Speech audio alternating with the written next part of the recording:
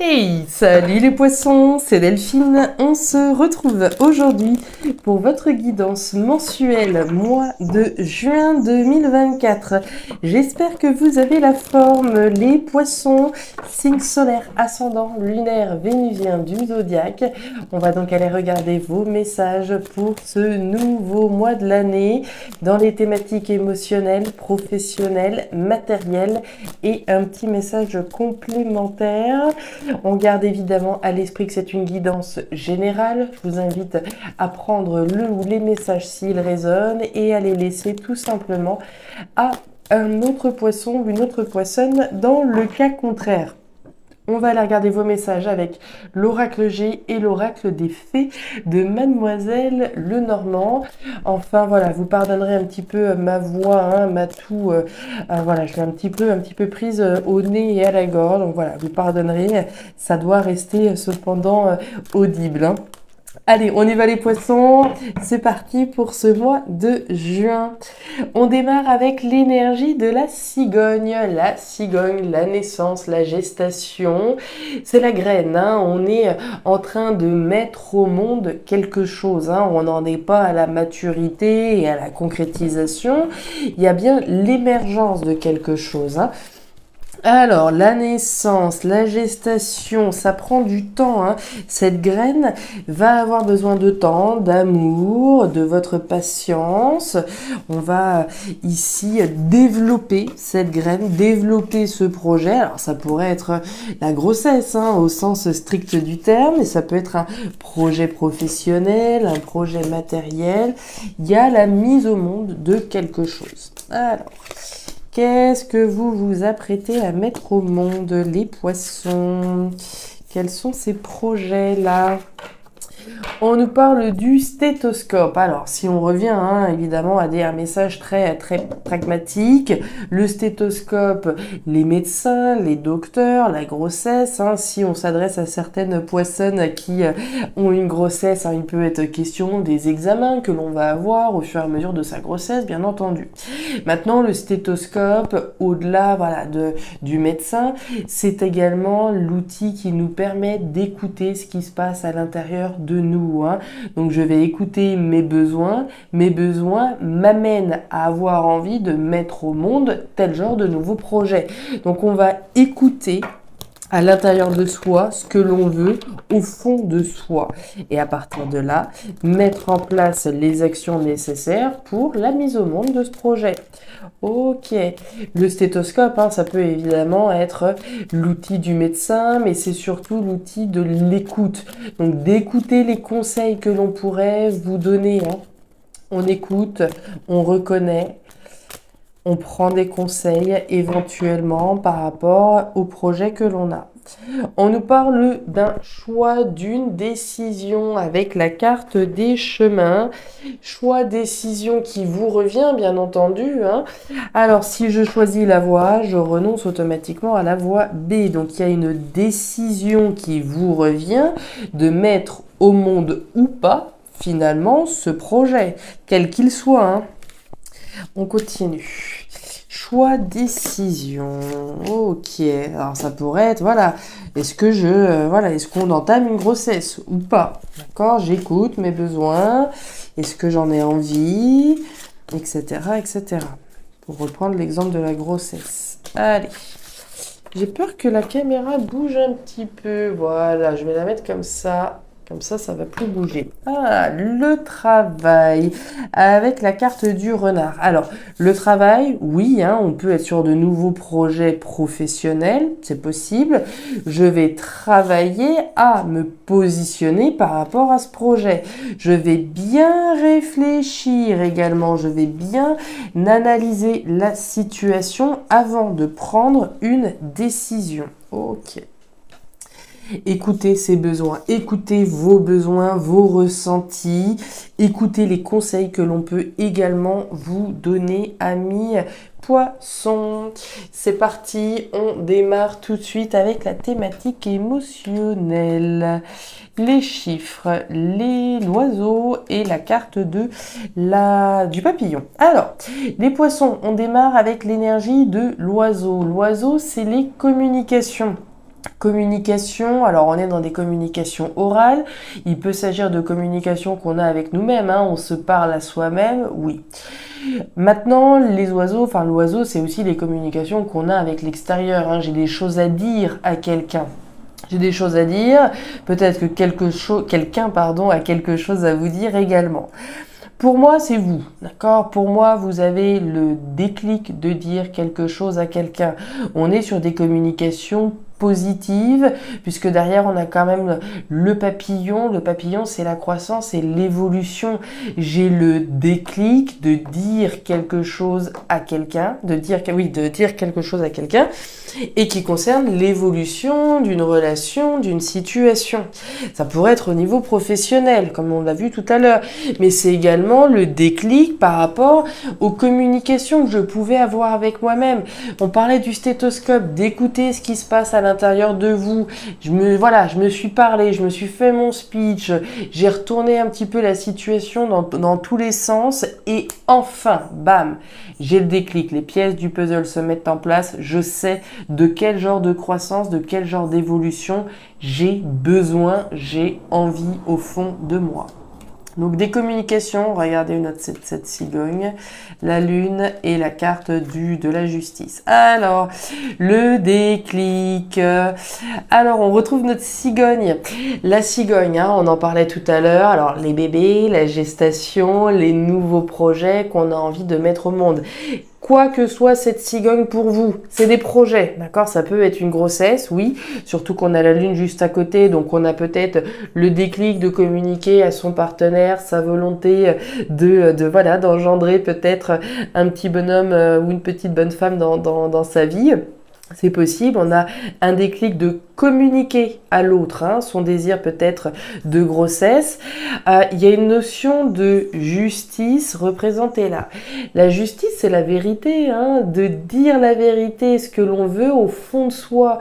J'ai envie, voilà, de fonder une famille, possiblement, d'amener une nouvelle croissance, une nouvelle évolution à cette relation. Alors ça peut être, hein, comme je vous le disais, cet exemple-là, ça peut être plein d'autres choses, hein, évidemment. Quel est ce projet que vous avez envie de mettre au monde? Pour moi, vous avez un déclic de dire les choses, de dire ce que vous voulez générer dans votre vie. Vous voulez aller vers une croissance juste, d'accord? La carte de la justice, alors oui, c'est la justice au sens strict, mais c'est surtout, enfin c'est aussi plutôt faire ce qui est juste au sens symbolique, la justice, la croissance, l'évolution d'une situation. J'ai bien réfléchi, j'ai bien analysé ce que j'ai envie au fond de moi et à partir du moment où j'ai bien analysé, bien réfléchi, je vais pouvoir dire les choses. La lune, alors c'est le tâtonnement, hein, c'est un petit peu le flou, est-ce que je le dis, comment je le dis, etc. Mais c'est aussi votre intuition, hein. Les poissons, j'ai l'intuition que c'est le bon moment pour le dire. On continue. Au niveau professionnel. Alors, bon, au niveau professionnel, voilà. On démarre avec l'énergie du chien. Le chien, c'est la fidélité. Donc, a priori, mes petits poissons, on s'adresse à des personnes qui sont fidèles au poste, fidèles à l'entreprise. D'accord? On est dans une configuration où on est là, on peut compter sur vous, il n'y a pas de problème. Ok, vous êtes honnête, loyal, authentique, fidèle au poste. Maintenant, j'ai l'impression que la situation est un petit peu en dents de scie quand même, puisque vous avez la carte de l'hôpital. L'hôpital, c'est les hauts et les bas. C'est une situation qui n'est pas forcément confortable et on voit des peurs avec ça, avec la chauve-souris. La chauve-souris, c'est les peurs, c'est du mental. On s'adresse en tout cas à des poissons qui sont certainement fidèles à un poste, à une société, mais vis-à-vis de laquelle on n'est pas dans une satisfaction totale, hein. C'est pas la joie, le bonheur, les petits oiseaux qui chantent, etc. Ici, l'hôpital, c'est véritablement un inconfort, une instabilité, mais on est fidèle à ça, d'accord? On est fidèle à une situation qui est pas spécialement positive, d'accord? Alors, c'est pas complètement insatisfaisant, mais on va dire peut mieux faire, hein. Ce qu'on veut, c'est rester dans les hauts, évidemment. et éviter au maximum les bas. Et pour autant, donc on est dans une situation à laquelle, voilà, on est attaché, on est fidèle à cette situation. C'est mieux que rien, on pourrait dire ça comme ça.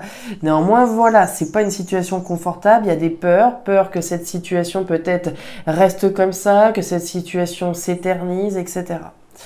On va aller voir, ouais, de la confusion. Bah voilà, on retrouve ce choix. Ok. Alors, les poissons, hein, c'est un message précis. On voit bien qu'il y a une décision qui vous revient.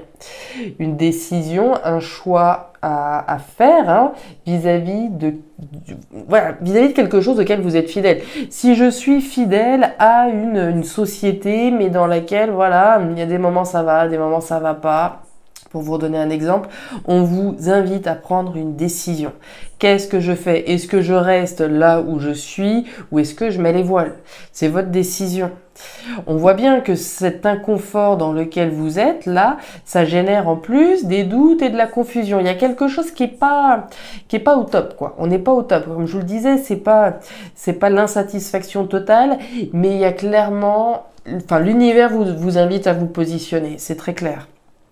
Il y a des peurs qui concernent l'entourage ici. Hein. Alors, par rapport à la décision que je vais prendre, j'ai peur probablement de la réaction de mon entourage. C'est possible. J'ai peur de la réaction de mon employeur si je lui dis que finalement je prends la décision de m'en aller, etc., etc. On nous parle de peurs qui sont associées à l'extérieur de vous, d'accord? Donc, et certainement par rapport à la décision que vous vous apprêtez à prendre. On est clairement hein, dans cette configuration-là où il y a une situation qui est inconfortable pour vous aujourd'hui et qui va nécessiter un positionnement de votre part. C'est la carte la plus importante, hein, alors c'est l'inconfort qui est là. D'accord? Et un positionnement de votre part. Ça ne veut pas forcément dire que vous allez partir, quitter, démissionner, mais ça veut dire que ça, ce qui ne va pas là, ça va nécessiter un choix de votre part. Dire les choses, communiquer certainement en premier lieu. Oui, ça génère des peurs. Comment est-ce que je vais dire les choses? Comment ça va être interprété? Comment les autres vont réagir, etc. Mais ça nécessite un positionnement de votre part. Ouais. Alors, au niveau matériel. Ouais, bah, ouf. Alors, au niveau matériel. On démarre avec le serpent. Alors, le serpent, le désert, la ville. Le serpent, les jaloux, les mauvais, les mauvaises langues. Ok. Situation vis-à-vis de laquelle vous êtes méfiant. Hein. Ce serpent, il est dressé, il est prêt à bondir, il analyse la situation, les personnes qu'il a en face de lui. Mais on est méfiant, plus. Méfiance, nécessité de transformer cette situation. Le serpent mue. Et là, il y a clairement quelque chose à transformer. C'est ce qu'on touchait déjà du doigt ici. Hein. Nécessité de transformer une situation qui ne va pas.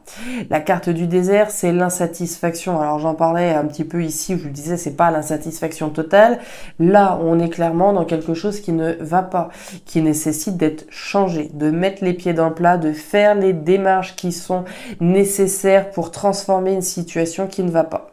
Alors ça pourrait être hein, une insatisfaction, des hauts et des bas, parce que peut-être que voilà, j'ai une activité où voilà, des fois j'ai des missions et des fois il y en a pas. Voilà, il y a certainement un lien avec la sphère matérielle par rapport à ce qu'on peut voir là. Ça peut avoir un lien avec la sphère matérielle ou avec autre chose, hein, évidemment. Donc en tout cas, insatisfaction ici et nécessité d'entreprendre des démarches pour transformer cette situation-là. Ouais, la tour, les démarches, le soleil et la carte du trèfle. Alors, c'est intéressant. Faire la lumière. Faire la lumière, ça veut dire quoi? Ça veut dire que sur cette situation qui ne va pas, cette situation vis-à-vis de laquelle vous êtes sur vos gardes, qui n'est pas satisfaisante, qui est frustrante, il est bien question de braquer le projecteur et de transformer. Ça devient une évidence, d'accord? Le projecteur est braqué sur ce qui ne va pas, sur ce qui ne va plus. C'est une chance pour vous de rompre une bonne fois pour toutes avec ce qui ne va pas. Vous savez, le trèfle, c'est une une opportunité chanceuse de se libérer de ce qui ne va pas. On retrouve cette énergie de la tour. La tour, c'est les administrations, c'est les démarches que je vais faire pour sortir d'une frustration, d'accord? Cette tour, elle nous invite à projeter le meilleur, à se dire que ce que je suis en train d'entreprendre là, ça va payer. Mais pour cela, il faut déjà effectivement braquer le projecteur, comprendre ce qui ne va pas et pouvoir le modifier. Et ensuite, en tout cas, faire les démarches pour pouvoir le modifier. Message complémentaire. Ouais. Ok. Bon, ça c'est joli. Ça c'est très joli. Les poissons. Message complémentaire, on démarre avec la femme rouge. La femme rouge, alors, ou l'homme, hein, parce qu'on est dans une guidance générale, c'est une énergie d'action, c'est une énergie d'affirmation où je vais communiquer, verbaliser, faire le nécessaire. Hein. Je vais, comment dire, mettre en place les choses que je peux avoir au fond de moi et je vais agir, je vais faire le nécessaire pour mon bien-être, pour mon bonheur. Tiens, on le voyait là, qu'il y avait une opportunité de se délester, de mettre, voilà, de saisir une opportunité chanceuse, de se délester de quelque chose qui ne va pas et de faire les démarches en ce sens. De faire les actions qui sont nécessaires pour accéder à votre bonheur. La carte de la rose, c'est l'épanouissement. L'épanouissement, le bonheur, les sentiments, l'amour, etc. Mais pour ça, il va falloir que je me mette d'accord avec moi-même avant tout. Le choix, la décision qui me revient, le déclic que j'ai d'aller vers quelque chose de nouveau, de monter de nouveaux projets, quelque chose qui soit juste, reconnaître la vérité et aller vers quelque chose qui m'apporte plus de croissance. Donc on est clairement en train de passer un accord avant tout avec soi-même par rapport à votre bonheur. Où est votre bonheur? À travers quel type de projet? On est très clairement, certainement dans la thématique professionnelle comme on l'a vu là. Maintenant, pour ceux qui ne sont pas forcément en activité, c'est une décision de vous engager dans quelque chose de nouveau qui va vous apporter une nouvelle croissance, un nouveau bonheur, un nouvel épanouissement, que je vais bien réfléchir, je vais bien analyser la situation, je vais écouter et reconnaître mes besoins essentiels et de quoi j'ai besoin pour pouvoir accéder au bonheur. Donc le premier accord, vous le savez, c'est avec vous-même. Je passe un accord avec moi-même et je vais en direction de mon épanouissement personnel. À partir du moment où je passe cet accord avec moi-même, je passe à l'action. Les actions, les démarches que je mets en place. Je mets le projecteur. J'ai le déclic, c'est ce que je vous disais tout à l'heure. On a le déclic de prendre une décision qui concerne votre bonheur et votre épanouissement. C'est sain, c'est vital. On communique, tiens. Et on coupe. Bah voilà, c'est clair, net et précis les poissons. Ça s'adressera évidemment pas à tous les poissons de la planète, ça va de soi, mais ici on est clairement là-dedans. On retrouve les communications qu'on avait là. J'ai le déclic de communiquer, d'agir par rapport à mon bonheur. C'est sain, évidemment que c'est sain. Sain, vital, pérenne, pour accéder à un bonheur pérenne. Je vais faire le nécessaire, je vais couper. Comme je vous le disais, c'est le premier accord que je passe avec moi-même, c'est de couper. De couper, de me délester des choses qui sont pas confortables, des choses qui sont insatisfaisantes pour pouvoir récolter quelque chose d'autre.